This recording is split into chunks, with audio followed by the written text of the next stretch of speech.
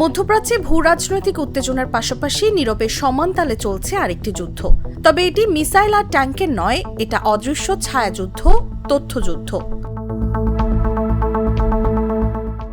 মার্কিন সংবাদ মাধ্যম দ্য ওয়াশিংটন পোস্টের এক অনুসন্ধানী প্রতিবেদনে উঠে এসেছে চমকে দেয়া এই তথ্য।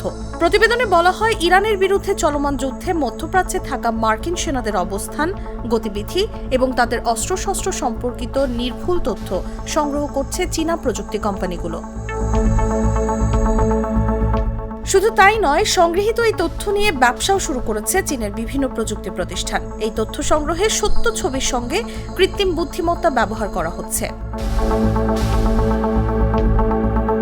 পত্রিকাটির মতে, বেসরকারি চীনা কোম্পানিগুলো ওপেন সোর্স থেকে পাওয়া তথ্যের সঙ্গে কৃত্রিম বুদ্ধিমত্তা অর্থাৎ এআই প্রযুক্তি যুক্ত করে যুক্তরাষ্ট্রের সেনাদের গতিবিধি আরও নির্ভুলভাবে শনাক্ত করছে এবং সেই তথ্য বিক্রি করছে। আমেরিকান এন্টারপ্রাইজ ইনস্টিটিউটের একজন সদস্য জানান, তারা জিলিন স্যাটেলাইট কনস্টেলেশনের মতো প্রকৃত তথ্য সংগ্রাহকদের কাছ থেকে বিপুল পরিমাণ ছবি কিনছে, যা চীন পরিচালনা করে।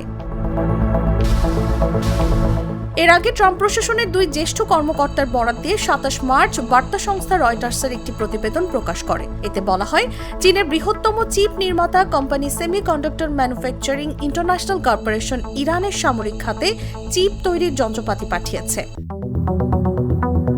চীনের এই কোম্পানিটি প্রায় 1 বছর আগে থেকেই এই যন্ত্রপাতি ইরানে পাঠানো শুরু করে।